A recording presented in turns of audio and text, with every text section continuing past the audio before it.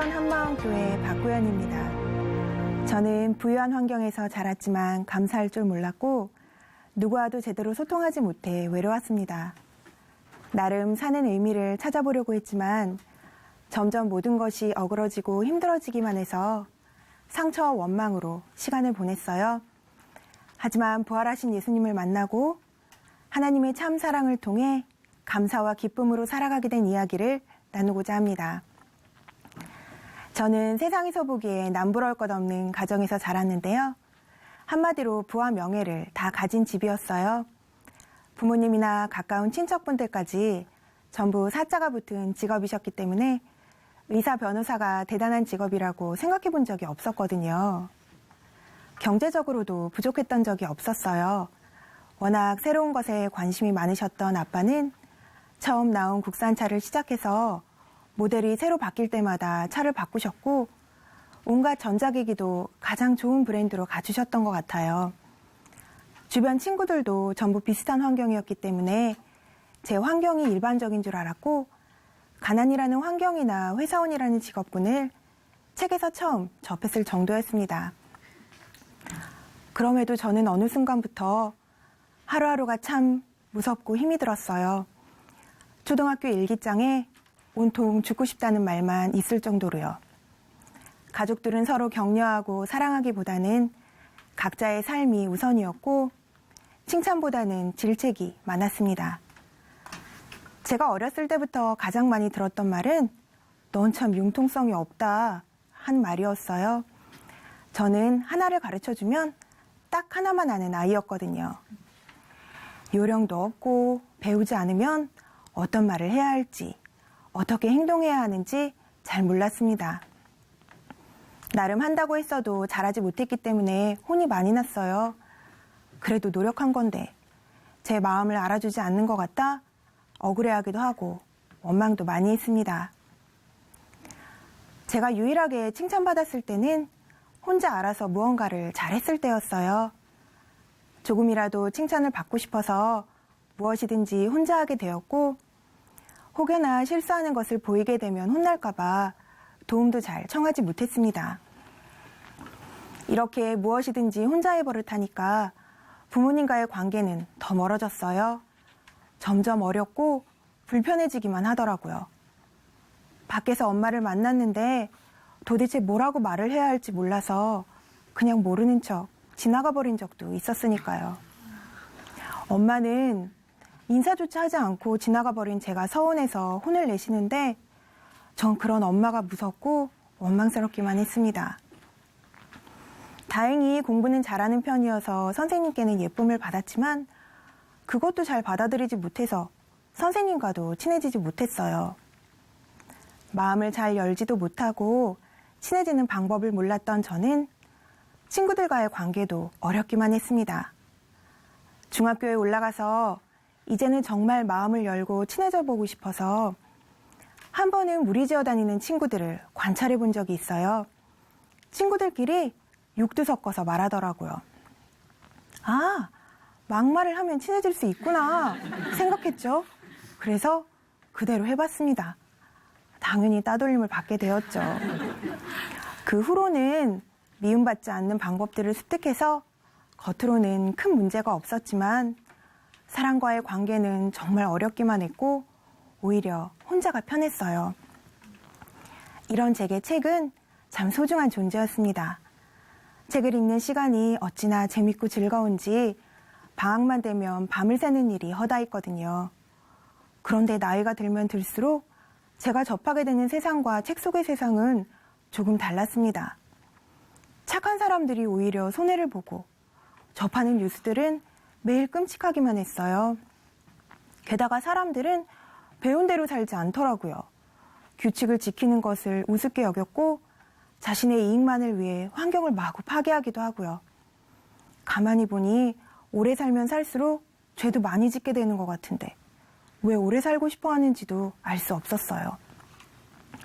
어디에도 살만한 세상은 없고 외롭기만 한데 도대체 난 왜 태어났을까? 왜 살고 있는 걸까? 내가 태어난 이유에 대해서 끊임없이 고민하는 중고등학교 시기를 보내게 되었어요. 그러다 그나마 의미 있게 사는 길은 사람을 도우며 사는 길이 아닐까 생각했고, 사람을 잘 도우려면 잘 알아야겠다는 생각에 교육심리학 분야를 전공으로 택하게 되었습니다. 제가 사는 의미가 여기에 있다고 생각했고, 이 분야가 재미있기도 하더라고요. 계속 공부를 하면서 자격증을 취득하고 곧 심리사로 일하기 시작했습니다. 그런데 이것도 어느 순간 허무해지기 시작했어요. 치료를 했던 아이들은 좋아지는 것 같다가도 원상태로 돌아오기 일쑤였으니까요. 물론 단기간에 변화가 있었고 방법적으로는 충분히 도움을 줄 수가 있었어요. 하지만 무언가 근원적인 것이 변하지를 않았고 어떻게 도움을 주어야 할지도 잘 모르겠더라고요. 심리사인 내가 근본적인 해결책을 제시해 줄 수 없는데 과연 이 일을 계속할 수 있을까 하는 고민은 끊임없이 계속되었습니다.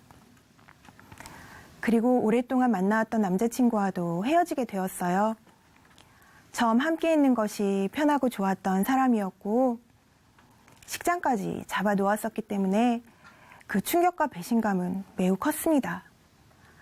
그러면서 제가 주로 했던 일은 술과 또 다른 연애로 마음을 달래는 것이었어요.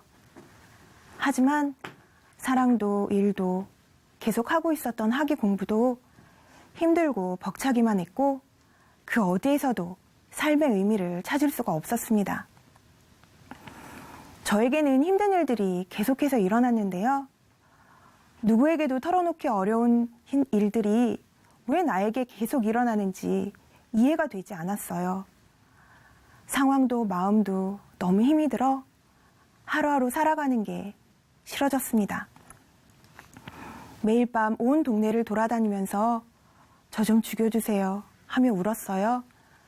매일 아침 눈을 뜨면 왜 또 눈이 떠졌나 절망했고요. 죽어야겠다는 생각만 자꾸 나는데 죽으면 지옥 간다는 소리를 들은 적이 있어서 막상 못 죽겠더라고요. 살아도 지옥인데 죽어서까지 지옥이면 어떡하나 싶어서요. 아무것도 하지 못하고 모든 것을 포기하고 있었을 때 한 지인분이 교회에 한번 가보지 않겠냐고 하셨어요. 따라간 교회는 제가 알고 있던 교회 분위기와는 너무 달랐어요. 예배 말씀도 기도 소리도 귀가 아플 정도로 어찌나 시끄럽게 느껴지는지 오늘 하루로 오는 것은 끝이라고 생각했습니다. 하지만 저를 교회에 데려온 분과 딱 8번만 다녀보기로 약속했기 때문에 일단 다니기로 했죠. 시끄럽고 길기만 했던 예배 시간만 생각하면 매번 그만 가고 싶었지만 이상하게 기도 시간만큼은 참 좋았습니다. 아무리 크게 울어도 쳐다보는 사람이 없었고 내가 너를 사랑한다고 나 하나면 안 되겠냐고 마음에서 말씀해 주시는 분이 계셨거든요. 무슨 말인지 정확히 몰랐지만 나를 사랑한다고 하니 그냥 좋았어요. 약속한 횟수도 있었고 실컷 울 수 있는 장소가 생긴 덕분에 버티고 있었는데 어느 날 예배 중 아주 선명하게 귀에 들려온 말씀이 있었습니다. 바로 예수님을 믿지 않는 것이 죄라는 말씀이었어요. 웅웅거리는 소리 가운데 예수님을 믿지 않는 것이 죄라는 말씀만이 아주 또렷이 들려오는데 이게 뭐지? 싶었어요. 이 세상에 끔찍한 범죄들이 얼마나 많은데 왜 예수님을 믿지 않는 것이 지옥 갈 죄야? 너무나 알고 싶어졌습니다. 생각해보니 기독교 자체가 예수라는 존재가 없으면 있을 수 없는 종교더라고요. 아무 관심도 없었고 아무 상관없었던 예수라는 존재가 마음에 들어오면서부터 말씀이 들리기 시작했습니다. 말씀이 들리기 시작하면서부터는 횟수와 상관없이 마음을 정하고 교회에 다니게 되었어요. 목사님께서는 주로 부활에 관한 말씀을 많이 하셨는데요. 예수님이 부활하셨다고 자꾸 강조하시더라고요. 예수님이 부활하셨다고 해도 예수님 신이니까 죽거나 사는 게 뭐 대수인가 싶었는데 예수님은 분명 역사상 살아있던 인물이었어요.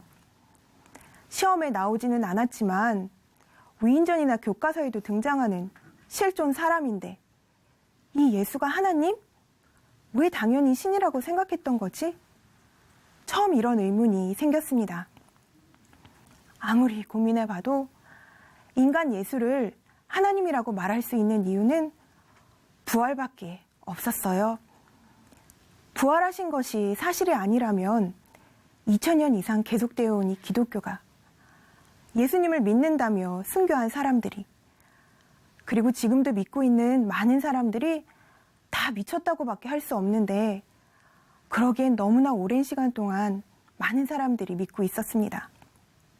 부활이 아주 새롭게 다가왔어요. 그리고 나서 들린 말씀은 바로 요한복음 2장 22절의 말씀이었습니다. 머리를 한 대 맞은 기분이었어요. 성경은 이스라엘 중심의 역사이자 예수의 측근인 제자들이 과대포장해서 영웅화시킨 글이라고 생각했는데 제자들조차 부활을 본 후에야 성경과 예수의 하신 말씀들을 믿었다는 거예요. 충격이었어요. 부활은 예수님이 하나님이라고 증명된 사건이었고 성경 말씀이 모든 성경 말씀을 믿을 수 있게 해준 사건이었던 거예요. 성경 말씀은 따지고 분석해 볼 필요도 없었고 이해가 가던 가지 않던 기록된 모든 말씀 하나하나에 그냥 아멘할 수밖에 없는 하나님의 말씀이었어요.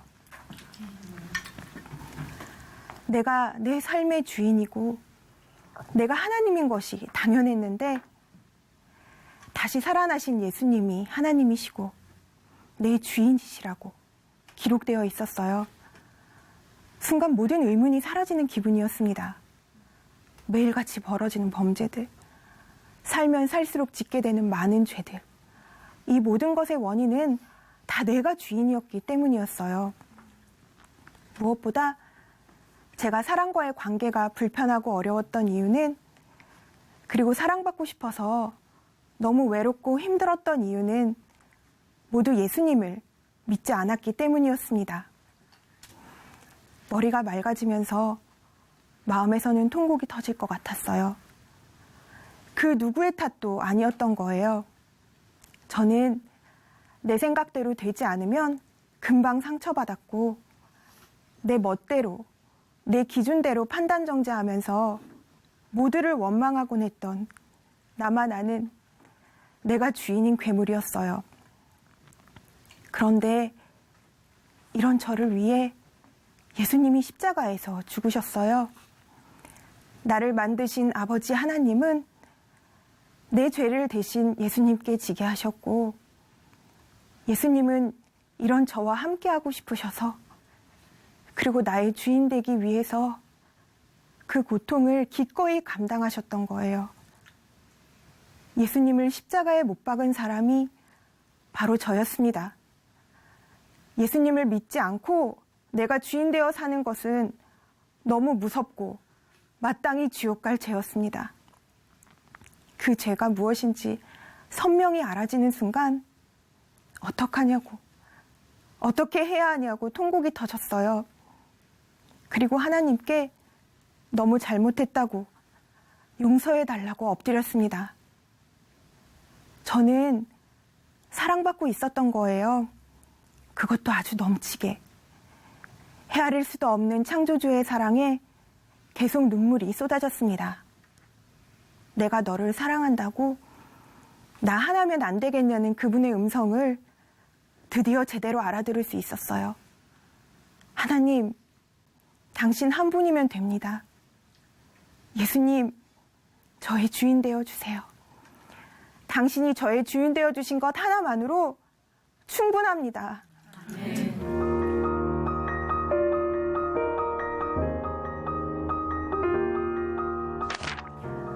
예수님을 주인으로 고백한 이후에도 여러 상황들이 그대로 남아있었고 때로는 마음이 힘들어지기도 했어요. 하지만 부활이라는 확실한 증거가 있기에 하나님이 살아계심이 확실했기 때문에 보이는 상황이 아니라 말씀을 붙들 수 있었고 기도할 수 있었어요. 이토록 나를 사랑하시는 하나님께서 영원히 나와 함께 해주시니 부활로 확증되었는데 더 이상 무엇을 더 바랄 게 있고 감히 누구를 용서하지 못하겠어요. 게다가 예수님을 주인으로 모신 저는 예수님과 연합된 새 피조물이었어요. 상처와 원망이 가득했던 나는 이미 죽고 없었습니다. 예전에 제가 부모님과 힘들었잖아요. 그런데 예수님을 주인으로 믿으니 제 마음을 변하게 해주시더라고요. 부모님을 판단 정죄했던 것을 회개하게 하셨고 마음을 다해 사랑할 수 있게 하셨어요. 더 이상 부모님과 함께하는 시간들이 전혀 불편하지 않고 그저 기쁘기만 합니다. 예전에는 전화하는 것조차 어려웠는데 이제는 안부 전화도 드리고 항상 용건만 간단히 3분 안에 통화를 끝냈던 제가 10분 이상 신나게 통화를 할 수 있게 되었어요. 사랑한다는 문자를 자연스럽게 보내게 된 것은 물론이고요. 그리고 제가 할 수 있는 가장 큰 효도는 부활하신 예수님을 만나게 해드리는 것임을 알기에 눈물로 기도하고 있습니다. 그리고 심리사로 일하면서도 사람이 바뀔 수 있는 근본적인 해결책을 찾지 못했던 제가 복음만이 유일한 해답임을 알게 되었어요. 또 그 어느 책에서도 결코 찾을 수 없었던 삶의 의미를 찾았습니다. 복음을 전하는 것이 바로 제가 태어나 살고 있는 이유였어요. 살아야 하는 이유가 분명해지니 여러 사람을 만나기 불편해했던 제가 집을 예배처로 오픈하고 만나는 사람들에게 부활하신 예수님을 전하고 있어요. 저에게는 아들이 한 명 있는데요. 제 아들은 7개월을 채우지 못하고 태어났습니다.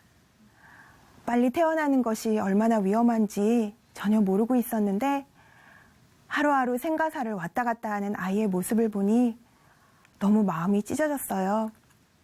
하지만 아들을 바라보고 기다리는 시간 동안 아버지의 마음에 젖어 있을 수 있었습니다. 하나님께서도 사랑하는 자녀들을 이렇게 기다리고 계시겠구나.